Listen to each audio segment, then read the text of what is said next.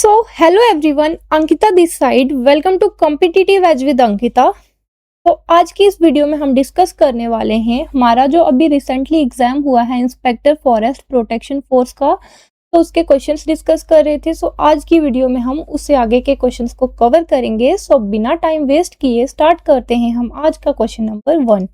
तो first question क्या है, with reference to rat hole mining practice in parts of North East India identify the correct statement. Rat hole mining की हमें correct statements identify करनी है। First statement क्या है, it is a process of digging narrow horizontal tunnels into the hill slopes by extraction workers. First statement हमारी correct है। जो red hole mining है उसमें क्या होता है, नैरो डिगिंग होती है, हॉरिजॉन्टल टनल्स बनाते हैं इसमें हिल के स्लोप्स पर, और ये यूजुअली यूज किसके लिए होती है, फॉर कोल एक्सट्रैक्ट। ओके, तो ज्यादातर इस पे क्या होता था, बच्चों को यूज करते थे, क्योंकि इसके जो टनल्स थे वो क्या था, 3 to 4 फीट हाई होते थे, और इतनी कम हाइट पर जो टनल्स है उसमें एडल्ट्स जो है का जाना बड़ा मुश्किल है। इसलिए इनमें बच्चों को यूज किया जाता था।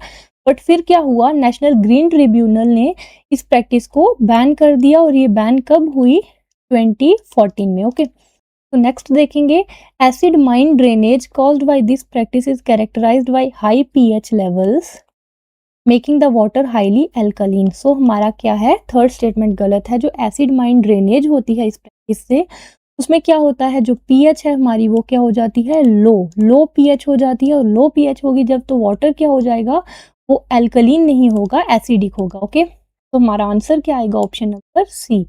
नेक्स्ट क्वेश्चन देखेंगे, select the correct statement about eutrophication. Eutrophication क्या होता है, general term describing a process in which nutrients accumulate in a body of water resulting in increased growth of organism। तो फर्स्ट स्टेटमेंट हमारी correct है। जो eutrophication है इसमें क्या होता है, न्यूट्रिएंट्स जो हैं वो वाटर बॉडी में एक्यूमुलेट करते हैं, और उससे क्या होता है, जो सरफेस है वहां पर इंक्रीज्ड ग्रोथ हो जाती है ऑर्गेनिजम्स के, वाटर प्लांट्स की यूजुअली। तो फिर क्या है, अगली स्टेटमेंट देखेंगे, it leads to an increase in level of dissolved oxygen. जब हमारा सरफेस है वो कवर हो जाएगा किसी भी वाटर प्लांट या किसी ऐसे ऑर्गेनिज्म के, वाटर सरफेस पूरा कवर हो जाएगा, उससे क्या हो जाएगा, हमारी जो वाटर है उसमें क्या होगा, डिजॉल्व्ड ऑक्सीजन की लेवल जो है वो इंक्रीज नहीं करेगी, वो डिक्रीज करेगी। ओके, ये स्टेटमेंट हमारी गलत है। और जब हमारी वाटर में डिजॉल्व्ड ऑक्सीजन की लेवल क्या करेगी, कम हो जाएगी, तो उससे क्या होगा, जो फिश की ग्रोथ है वो क्या है, इंक्रीज नहीं करेगी, फेवर नहीं करेगा वो, उससे क्या होगा, फिश ग्रोथ डेक्लाइंस।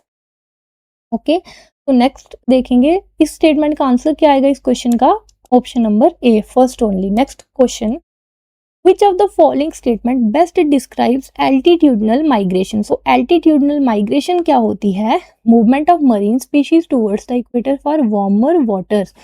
तो जो हमारे मरीन स्पीशीज की मूवमेंट होती है इक्वेटर की तरफ, तो वो कौन सा माइग्रेशन है, वो एल्टीट्यूडनल है, वो है हमारी लैटिट्यूडनल माइग्रेशन। ओके,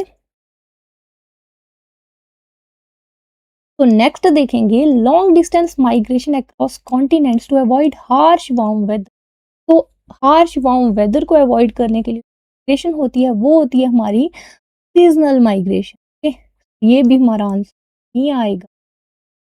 नेक्स्ट देखेंगे, ऑप्शन बी इनकरेक्ट है। Short distance animal migration to higher altitude to escape extreme heat. तो क्या है, शॉर्ट डिस्टेंस माइग्रेशन है एनिमल्स की हायर एल्टीट्यूड्स पर एक्सट्रीम हीट को अवॉइड करने के लिए। यस, ये होती है हमारी एल्टीट्यूडल माइग्रेशन। ऑप्शन सी हमारा करेक्ट है।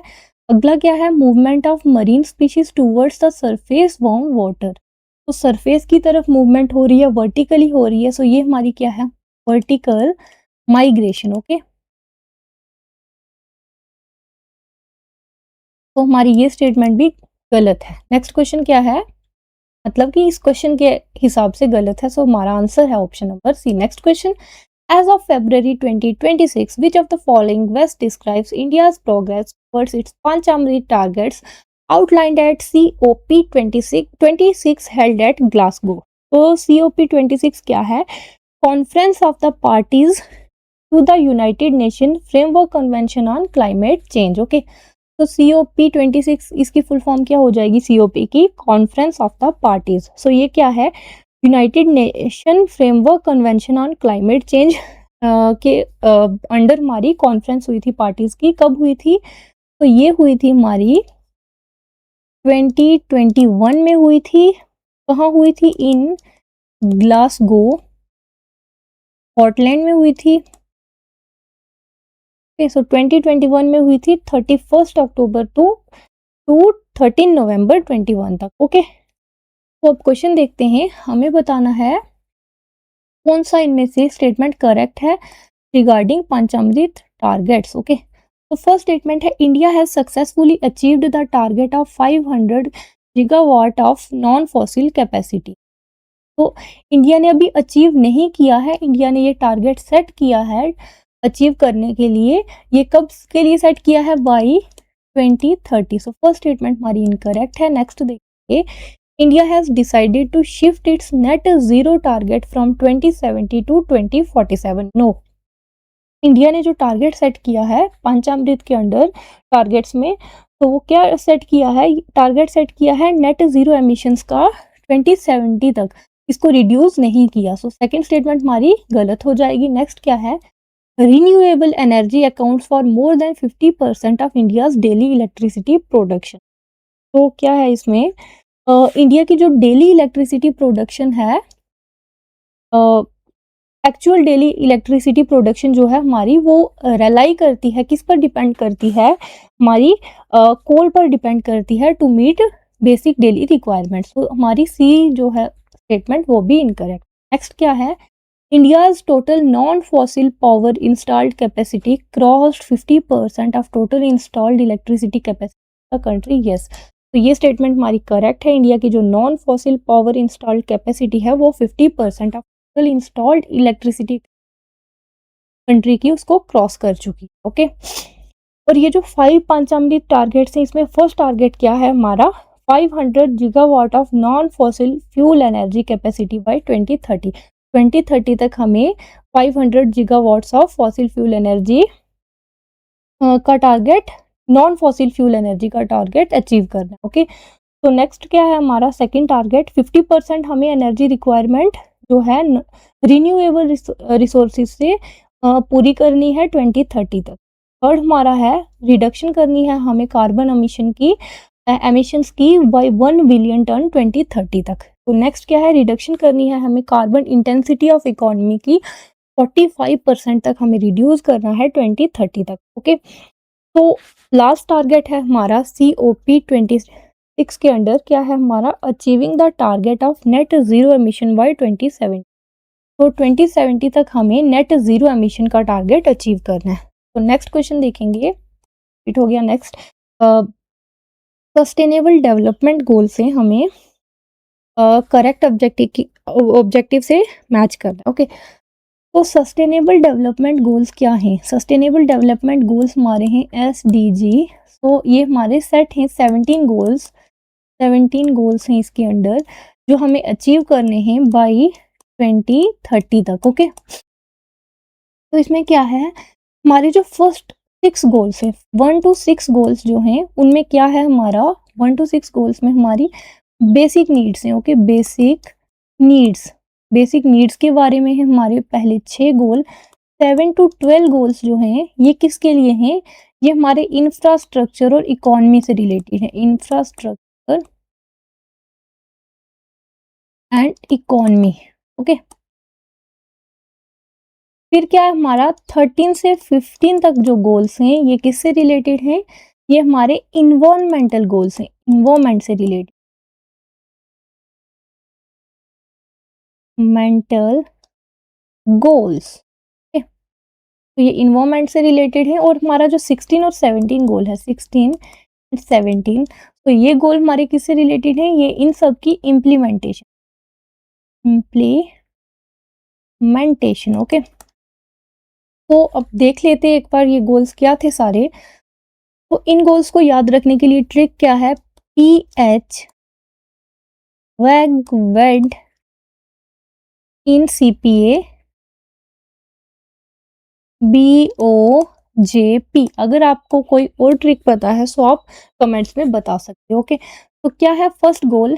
P से क्या है हमारा फर्स्ट गोल आ जाएगा no poverty. Okay, first goal हमारा हो गया नो पॉवर्टी। सेकेंड गोल क्या हो गया हमारा? Zero hunger. Okay, third goal क्या होगा? W से good health and wellbeing. Okay, wellbeing से रिलेटेड है, गुड हेल्थ एंड वेलबिंग है। और ई से हमारा फोर्थ गोल क्या हो जाएगा हमारा? ई से क्या है हमारा? एजुकेशन। सो क्वालिटी एजुकेशन से रिलेटेड है, एजुकेशन। ओके, सो जी से क्या आएगा हमारा? जी से आएगा हमारा जेंडर इक्वेलिटी। जेंडर इक्वेलिटी होनी चाहिए। ओके, सो डब्ल्यू से क्या है हमारा? Clean water and sanitation. Okay, so W से हमारा है क्लीन वाटर एंड सैनिटेशन। और ई से क्या है? आप लिख लेना खुद, क्या है ई से? Affordable and clean energy. और डी से क्या है? Decent work and economic growth. क्या है? Decent work and economic growth. So ये हमारा 8th गोल हो गया। आई से क्या है? Industry innovation and infrastructure. क्या है? इंडस्ट्री इनोवेशन एंड इंफ्रास्ट्रक्चर आप लिख लेना। ओके, तो एन से क्या है हमारा? Reduced inequalities. क्या है? रिड्यूस्ड इनइक्वालिटीज से हो गया। और सी से क्या है हमारा? Sustainable cities and communities. Okay, फिर क्या है हमारा? पी से क्या है? Responsible consumption and production. Okay, responsible consumption and production. और ए से क्या है हमारा? Action, climate action. Okay, climate action से रिलेटेड है। और हमारा बी से क्या है? Life below water. बी से क्या है? Below water. ओके, सो बी से हो जाएगा हमारा बिलो वाटर, वाटर लाइफ के बारे में। ओके, तो ओ से क्या है? Life on land. So land पर जो लाइफ है उसकी ओ से क्या हो गया? ऑन। सो ऑन हो गया लैंड के ऊपर। जे से क्या है? Peace, justice and strong institution बनने चाहिए फॉर द इम्प्लीमेंटेशन। और पी से क्या है? पार्टनरशिप होनी चाहिए फॉर द गोल्स। ओके, तो अब आंसर देखेंगे हम। हमसे पूछा है सस्टेनेबल डेवलपमेंट गोल 6। 6 का गोल क्या है? सो 6 क्या आ जाएगा हमारा? 1 2 4 5 6। 6 से हमारा है clean water and sanitation. Okay, so clean water and sanitation वाला कहाँ? Option number B. तो गोल 14, गोल 14 क्या है? 2 3 4 5 6 14। 14 से क्या है? Below water. तो बिलो वाटर कहाँ है? Life below water, option number A. तो 15th गोल देखेंगे। 15th है हमारा ओ से क्या है हमारा? कहाँ है? Oh on land. Okay, life on land. तो हमारा क्या आ जाएगा 15th का? Life on land. और गोल नंबर 7 क्या है? 3 2 5 7। ई से क्या है हमारा? ई से है हमारा एनर्जी। क्या आ जाएगा? Affordable and clean energy. हमारा आंसर क्या है? BADC। BADC option number C में है। सो ऑप्शन सी हमारा करेक्ट है। अगला क्वेश्चन देखेंगे। Select the correct statement about the स्वच्छ वायु सर्वेक्षण अवार्ड्स बाय अवार्ड्स 2025। ओके, तो इसमें क्या है हमारा? Indore secured first rank with a score of 200 out of 200 in category 1 states। तो कैटेगरी 1 स्टेट्स में क्या था? स्टेट्स थी जिनकी पॉपुलेशन कितनी थी? 10 लाख से अबव थी। ओके, तो उसमें क्या है? इंदौर ने फर्स्ट रैंक सिक्योर किया with score of 200 out of 200। Yes, so first statement हमारी करेक्ट है। और इंदौर कहाँ है? MP में।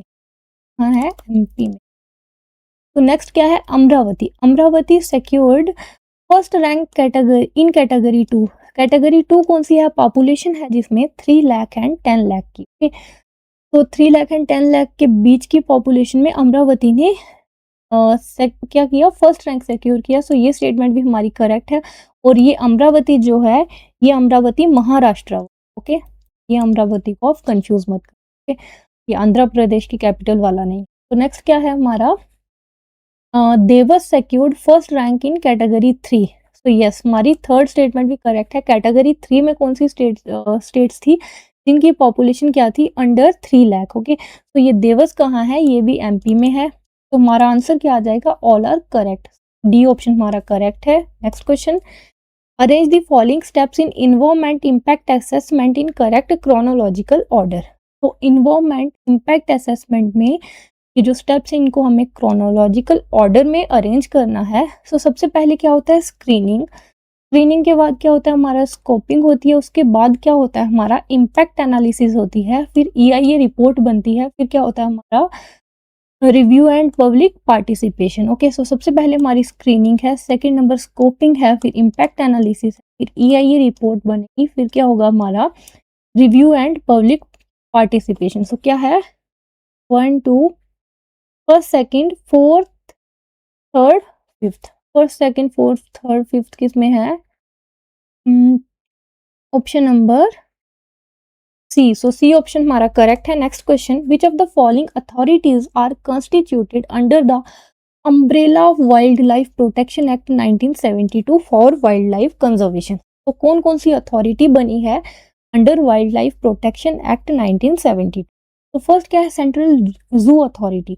तो यस ये बनी है हमारी under wildlife protection act. ये कब बनी हमारी, ये बनी 1992 में। और क्यों बनी, to provide recognition to Jews in India. Okay, तो क्या है हमारी सेंट्रल जू अथॉरिटी बनी 1992 में टू प्रोवाइड रिकॉग्निशन टू जो हमारे जू हैं उनके लिए। ओके, सो हमारा ए ऑप्शन करेक्ट है first statement.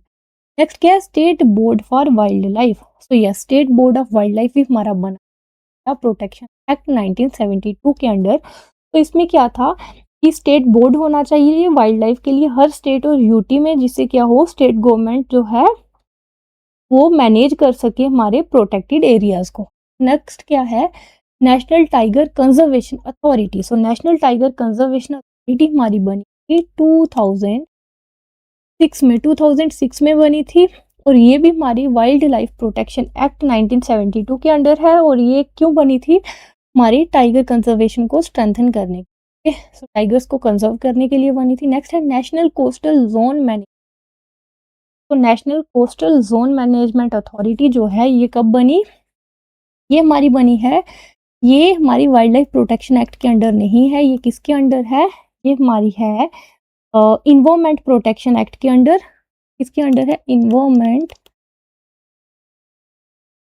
Protection act. Okay 1986। तो हमारा आंसर क्या हो गया first second third, option B हमारा करेक्ट है। नेक्स्ट क्वेश्चन देखते हैं। As per land use statistics 2022 to 23 published by Ministry of Agriculture and Farmers Welfare, what is the percentage of net sown area to total reported area in Jammu and Kashmir? तो according to land use statistics जो 2022 से 23 तक है, इसके according हमारी percentage कितनी है Jammu and Kashmir में नेट सोन एरिया की टोटल रिपोर्टेड एरिया से। तो ये हमारी 19.01%, ऑप्शन ए करेक्ट हो जाएगा।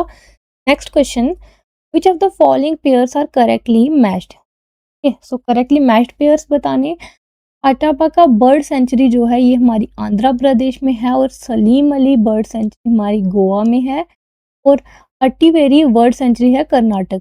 तो ये तीनों हमारी करेक्ट हैं। सो आंसर आ जाएगा और डी। ओके, तो इससे आगे की वीडियो में हम इससे आगे वाले क्वेश्चंस को कवर करेंगे। सो आज की वीडियो के लिए इतना ही रखते। अगर वीडियो अच्छी लगी हो तो please like comment share and subscribe. Thank you so much for watching.